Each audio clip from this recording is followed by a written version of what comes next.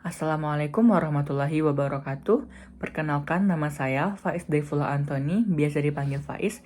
Saya berasal dari Fakultas Kesehatan Masyarakat, Prodi Ilmu Kesehatan Masyarakat dengan NIM 2311212059. Pada kesempatan kali ini, saya akan menyajikan video tentang peranan sarana kesehatan masyarakat dalam mencegah masalah kekurangan gizi dan apa kontribusi saya pada saat saya menjadi sarana kesehatan masyarakat dan pembangunan apa yang akan saya lakukan.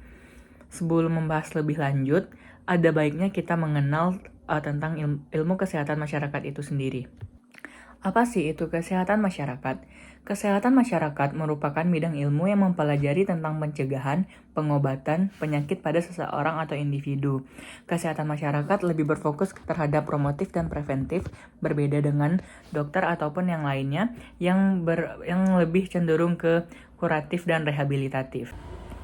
Kalau begitu, apa sih hubungan kesehatan masyarakat dengan gizi itu sendiri? Gizi merupakan salah satu bagian terpenting dalam kesehatan masyarakat. Beberapa tahun terakhir ini, salah satu masalah kesehatan masyarakat yang terbesar yaitu berada pada masalah status gizi atau yang bisa kita kenal dengan stunting. Kecukupan gizi seseorang merupakan salah satu hal terpenting untuk meningkatkan derajat kesehatan masyarakat. Seperti yang kita ketahui sendiri, tubuh manusia memerlukan zat gizi ataupun yang zat makanan untuk kita dapat melakukan aktivitas fisik seperti belajar, berlari, bermain, berpikir, dan sebagainya. Untuk zat gizi ini juga berguna untuk melihat proses pertumbuhan dan perkembangan setiap individu, terkhususnya terhadap individu yang masih dalam masa pertumbuhan dan perkembangan. Kalau begitu, sarjana kesehatan masyarakat sangat berperan penting dalam menangani kasus kesehatan gizi yang ada di Indonesia. Jawabannya benar sekali. Sarjana kesehatan masyarakat memiliki peran yang sangat krusial dalam pencegahan kekurangan gizi di berbagai komunitas. Peranan mereka mencakup berbagai aspek, mulai dari pendidikan masyarakat hingga pengembangan program-program intervensi yang efektif.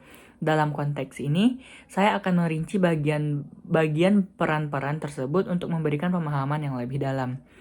Peran yang pertama yaitu penyuluhan dan edukasi. Sudah pastinya seorang kesehatan masyarakat akan melakukan penyuluhan ataupun edukasi kepada masyarakat Indonesia. Mereka memiliki tanggung jawab untuk memberikan informasi yang akurat dan dapat diandalkan agar memberikan pemahaman kepada masyarakat itu sendiri. Dengan melakukan kampanye atau yang disebut dengan edukasi, sarjana kesehatan masyarakat dapat meningkatkan kesadaran masyarakat tentang dampak buruknya kekurangan gizi, baik itu pada tingkat individu maupun tingkat komunitas. Sarjana kesehatan masyarakat ini dapat menyelenggarakan seminar, lokakarya, atau pertemuan kelompok untuk membahas kebutuhan gizi. Tidak hanya kebutuhan gizi yang dibahas di sini, kita juga dapat merangkup sumber makanan yang sehat dan cara mempersiapkan makanan yang bergizi untuk tubuh kita. Langkah kedua yang dapat kita lakukan yaitu melalui survei dan penelitian. Melakukan survei dan penelitian menjadi langkah krusial yang mengidentifikasi kelompok masyarakat yang rentan terhadap masalah kekurangan gizi. Sarjana kesehatan masyarakat dapat menggunakan metode penelitian untuk mengumpulkan data tentang pola makanan, status gizi, dan faktor-faktor lain yang dapat mempengaruhi kecakupan gizi. Dengan memahami karakteristik kelompok yang berisiko, sarjana kesehatan masyarakat ini dapat menentukan dan merancang strategi mana yang tepat digunakan untuk mencegah terjadinya kekurangan gizi. Yang ketiga, kita dapat melakukan pengembangan program intervensi.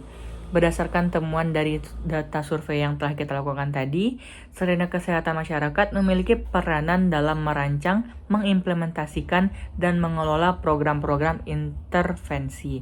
Program ini dapat mencakup penyediaan suplemen gizi, pemberian makanan tambahan, atau kampanye kesehatan yang fokus kepada promosi makanan yang bergizi.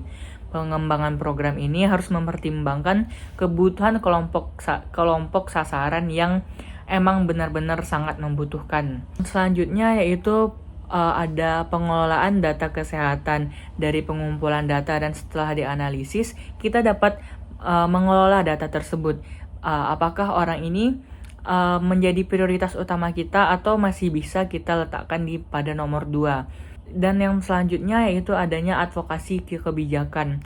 Pengadvokasian kebijakan ini gunanya untuk mendukung pencegahan kekurangan gizi dalam bagian penting dari peranan kesehatan masyarakat. Mereka dapat berpartisipasi dalam perumusan kebijakan tertentu dalam pemerintahan. Sarjana Kesehatan Masyarakat ini juga dapat mengajukan saran-saran berdasarkan temuan penelitian yang telah dilakukan.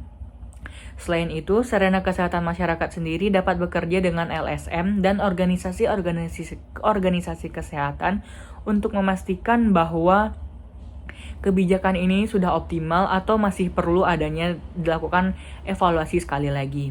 Untuk advokasi dan kebijakan ini, kita dapat bekerja sama dengan pihak-pihak terkait seperti pemerintah, pemangku adat, ke lembaga-lembaga kesehatan, dan organisasi non-pemerintah yang bergerak dalam bidang kesehatan.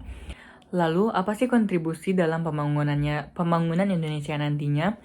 Sarjana Kesehatan Masyarakat memiliki potensi besar untuk memberikan kontribusi yang signifikan dalam pembangunan ke depan nantinya. Beberapa kontribusi itu tentunya kita membutuhkan orang-orang ataupun rekan-rekan untuk membersamai kegiatan yang kita buat nantinya. Hal yang pertama yang harus kita lakukan yaitu perbaikan kesehatan masyarakat. Sarjana Kesehatan Masyarakat ini dapat berperan aktif dalam merancang dan melaksanakan program-program kesehatan masyarakat yang efektif.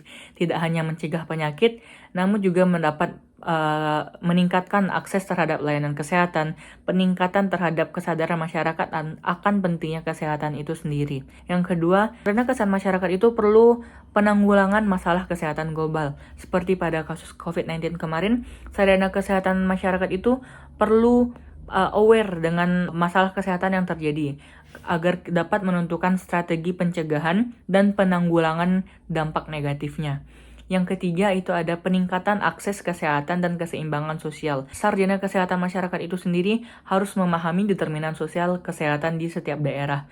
Sarjana Kesehatan Masyarakat dapat berkontribusi untuk meningkatkan akses pelayanan kesehatan yang adil dan merata di berbagai lapisan masyarakat. Sekian dari saya, terlebih dan kurang saya mohon maaf. Saya akhiri dengan wabillahi taufiq wal hidayah. Wassalamualaikum warahmatullahi wabarakatuh.